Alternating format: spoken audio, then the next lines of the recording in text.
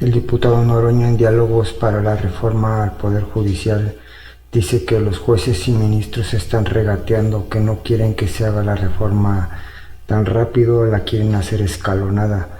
Pero el diputado dice que el pueblo les dio todo el poder para que se haga la reforma y así se va a hacer. Y que para el primer trimestre del año que viene todos los jueces y ministros estarán siendo elegidos por el pueblo. También dice que pues se van a respetar a los trabajadores sindicalizados del Poder Judicial. A ellos no se les va a modificar nada, se va a respetar como está todo.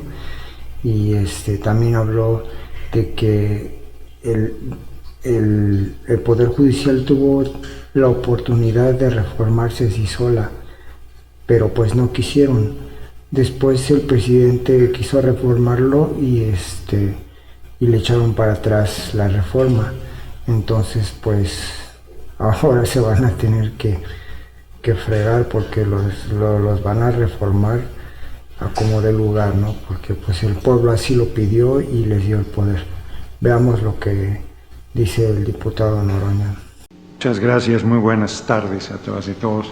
Yo voy a seguir con la bonita tradición de no hacer preguntas, aunque voy a hacer una petición. A ver, yo sostengo que no es una reforma al Poder Judicial, que es una revolución, y las revoluciones son un poquito brusquitas. Entonces, oponerse a ello es ocioso. Yo creo que nos ayudaría mucho, hubo varias intervenciones con preocupaciones de cómo fortalecer, por ejemplo, los requisitos, de dónde vamos a sacar a los integrantes del Poder Judicial, pues mayoritariamente el Poder Judicial, yo no veo de dónde van a salir. El juez que intervino, por ejemplo, si a mí me tocara que estuviera en campaña, pues yo votaría por él. Me parece que su definición fue muy clara, a favor de la justicia. Entonces, yo creo que lo que hay un sector que se está trincherando en que, como si esto no, ya se decidió el 2 de junio, que se van a elegir todos los integrantes, todos los juzgadores, por voto universal, secreto y directo, muy probablemente el primer trimestre de 2025. Y también se plantea aquí, me sorprendió mucho que la representación sindical esté en contra de la austeridad. Aquí en el cuadro, en una orillita, pero no importa que esté en una orillita, está el más grande presidente que ha tenido el país, Benito Juárez García, que decía que había que vivir en la honrosa medianía, creo que sostenía. Y yo escuché argumentos en contra de la austeridad, inclusive de los ministros de la Corte, y casi me convencieron, y cuando los vi salir con el aparatazo de camionetas blindadas, de un policía abriéndoles camino y todo el asunto, dije algo no está funcionando bien.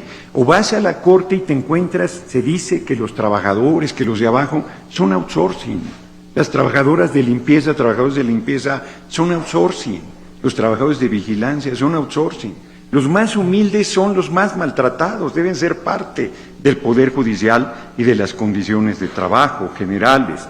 Yo aquí quiero plantear que se va a respetar absolutamente los derechos de las trabajadoras y trabajadores, faltaba más, o al patrón sustituto, pues si es el Estado mexicano su patrón y seguirá siendo, y tendrán que ser respetados los derechos plenamente, pero creo, y esa es la petición, que nos ayudaría mucho si nos plantearan a ver qué políticas de austeridad. Aquí alguien inclusive se atrevió a decir que no se respetaba el presupuesto solicitado por la Corte. No, pues no se respeta ni se le falta el respeto, ni se deja de respetar, es potestad exclusiva de la Cámara de Diputados decidir el presupuesto de la nación.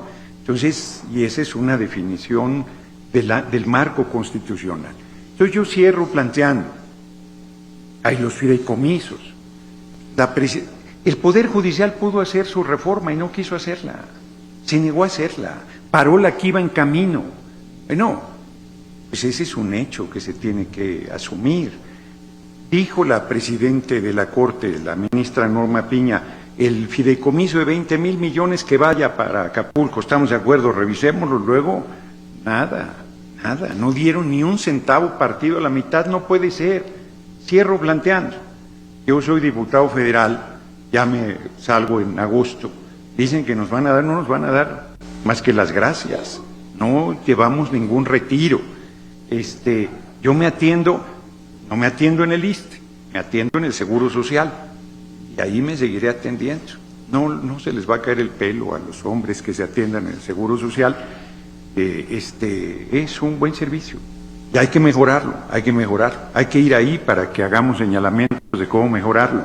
Yo creo que hay que ajustarnos a la nueva política, a la nueva dimensión y respetar, termino, la exigencia del pueblo de México del 2 de junio, que no solo votó mayoritariamente por nuestro movimiento, sino en las encuestas que se hicieron hasta el 90% está de acuerdo en que una reforma al Poder Judicial, 80% está de acuerdo en que se elijan. Entonces, no hay más que cumplirle al pueblo de México y mi petición es que quienes nos están ayudando en estos foros nos hagan llegar reflexiones, propuestas que enriquezcan lados ciegos, como los que aquí se han planteado. Faltan las fiscalías, yo creo que hay que hacer una defensoría del pueblo, falta en el ámbito laboral, falta en el ámbito agrario. Díganos cómo fortalecemos la austeridad. Entonces hay muchas cosas por hacer y será ideal que lo hagamos de manera colectiva. Muchas gracias por su atención. Ahora le toca su turno al diputado Reginaldo en Diálogos para la Reforma al Poder Judicial.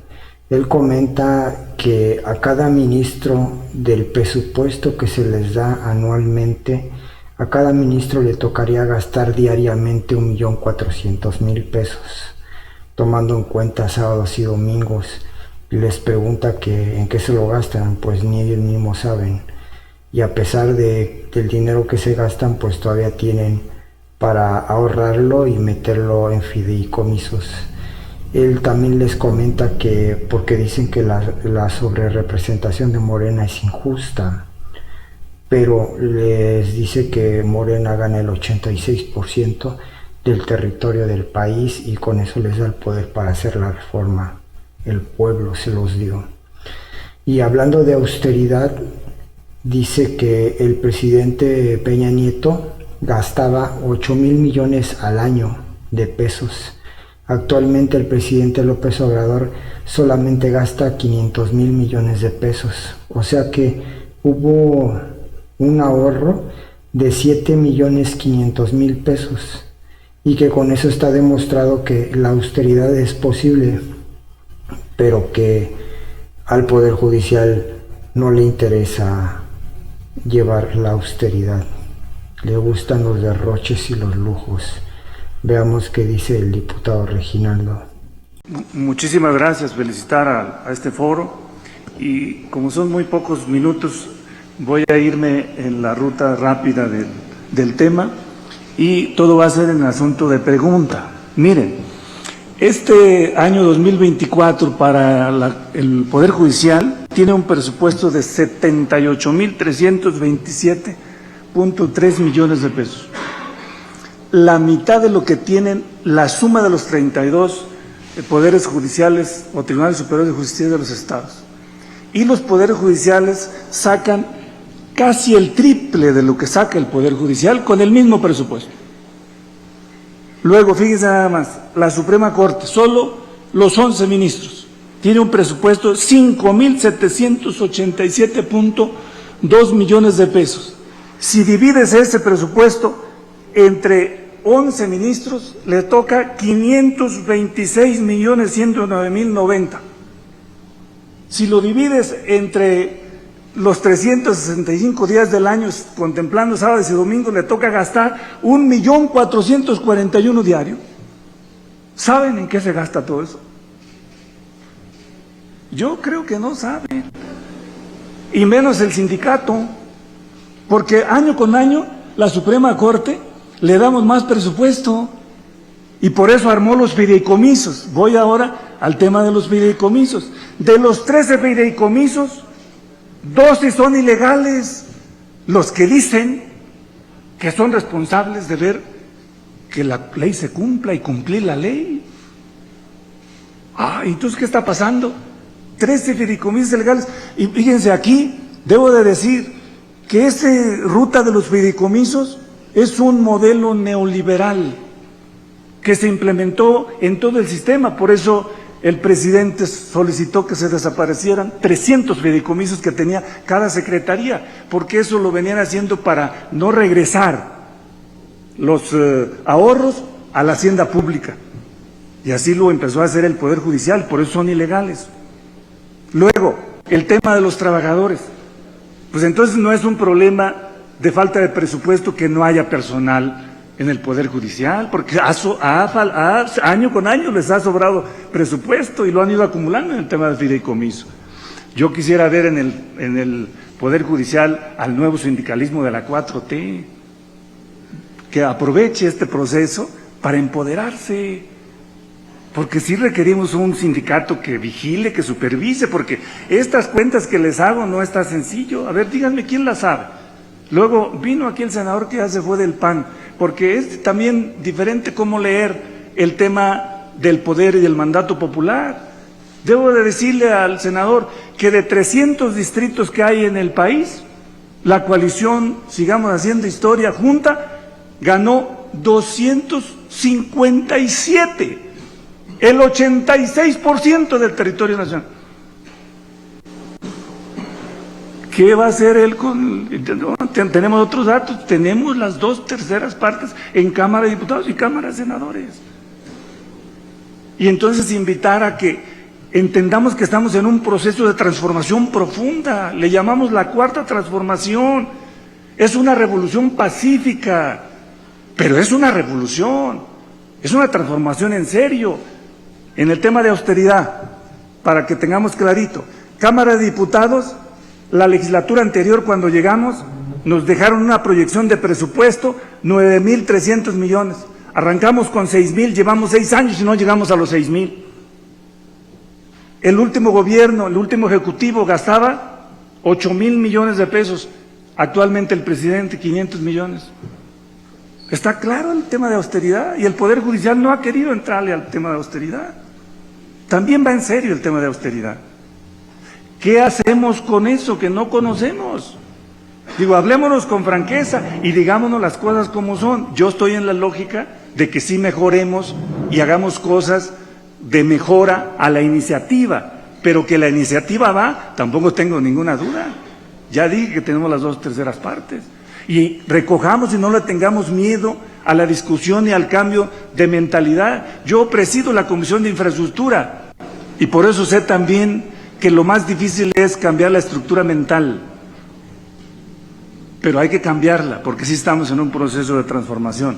Ahí quisiéramos nosotros que nos ayuden a mejorar la discusión y todo esto nos ayuda a entendernos, porque nosotros nos respetamos y somos mexicanos, todos, pero no tengo ninguna duda que necesitamos un Estado mejor, porque el centro de la 4T es el tema de la justicia y sobre todo a los que menos tienen, sin ninguna duda. Muchas gracias. En el turno del diputado Hamlet, en Diálogos para la Reforma al Poder Judicial, él comenta que pues se han dicho ahí, pues los jueces que han hablado han dicho muchísimas mentiras y que pues igual no están de acuerdo en la sobrerepresentación de lo que ganó Morena.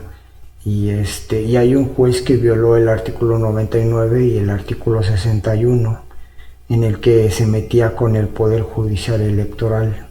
Lo que él pretendía es nombrar, porque en el Poder Judicial Electoral falta un integrante y él estaba contemplando meter 2 para que con esos 2 fueran mayoría y trataran por medio de amparos quitarle a la coalición Morena, PT y Partido Verde, diputados y senadores, y disminuir la sobrerepresentación para evitar el plan C. Veamos lo que nos dice el diputado Hamlet. Muchas gracias, buenas tardes, saludo a la mesa, a la y los ponentes. Es importante que en un foro que está siendo atendido por los medios de comunicación y por muchos juristas en todo, podamos atenernos al texto constitucional. Se han dicho muchas mentiras aquí. Una de ellas es que Morena y aliados obtuvimos el 54% de los votos. Sean honestos, si van a redondear, fueron 54.7, redondeen hacia arriba, está más próximo el entero superior que el inferior, 55. Y además a eso, porque tiene que aprender a distinguir la votación total emitida y la votación nacional emitida, le tiene que restar los votos del Partido de la Revolución Democrática, que no logró el registro, y los votos nulos en todo el país, y los votos por los candidatos no registrados. De tal manera que estaremos muy cerca del 60% de los votos. Sí, yo no lo interrumpí cuando estaba hablando, ¿ok? Bien, aun cuando dijo mentiras desde aquí. Además, ya le señalaron el número de distritos de mayoría que ganamos en todo el país y el número de escaños en el Senado de la República. Se ganaron las dos fórmulas en 30 de las 32 entidades federativas y en 2 Senado por primera minoría. Ustedes votaron en contra de una reforma electoral que proponía la representación proporcional pura. Y ahora vienen y alegan que el sistema por el que se van a asignar las diputaciones es injusto, pues son víctimas de su propio voto en el Congreso de la Unión. Si hubieran aprobado la iniciativa del presidente de la República, tendríamos una representación perfecta y ustedes estarían cercanos al 10% de la integración del Congreso, pero no. Y en todo el país nada más ganaron un distrito, por cierto, siguen tribunales, y les van a asignar 24 diputaciones de representación proporcional, les van a pagar 24-1 sobre sus triunfos en las urnas. Termino con las mentiras de la sobrerepresentación. Hay jurisprudencia en esta materia reiterada y le pedimos al Tribunal Electoral que honre su línea jurisprudencial. No es momento de cambiar arbitrariamente de criterios. Y me gustaría pronunciarme también sobre un juez de distrito que se volvió loco. El juez noveno de distrito en materia administrativa de la Ciudad de México, que amaneció el 1 de julio, se tomó un café y dijo: no me importa que el artículo 99 constitucional establezca la inatacabilidad a las determinaciones de la Sala Superior del Tribunal Electoral. Y después le dio otro sorbo y dijo: no me importa que el artículo 61 de la Ley de Amparo, en 2 de sus fracciones, establezca que los amparos son improcedentes en materia electoral. Y lo tomó otro sorbo a su café y dijo: no me importa que yo esté en el primer escalafón del Poder Judicial Federal como juez de distrito, voy a intentar, como un pato tirándole a las escopetas, darle instrucciones a un tribunal constitucional como es la Sala Superior del Tribunal Electoral del Poder Judicial de la Federación. Primero vino la grosera intromisión de Norma Piña, presidenta de la Suprema Corte de Justicia de la Nación, al enviar mensajes a las 3 de la mañana al magistrado Fuentes, un magistrado además de carrera del Poder Judicial Federal, que terminará en breve su encargo en la Sala Superior y tendrá que regresar al seno del Consejo de la Judicatura Federal a que le determinen su adscripción, la materia y la ciudad en la que va a impartir justicia. Y cuando Norma Piña le dice que solo confía en él porque los demás son políticos, ahí está la amenaza velada a un juez que pronto la necesitará según sus propios cálculos y sus datos.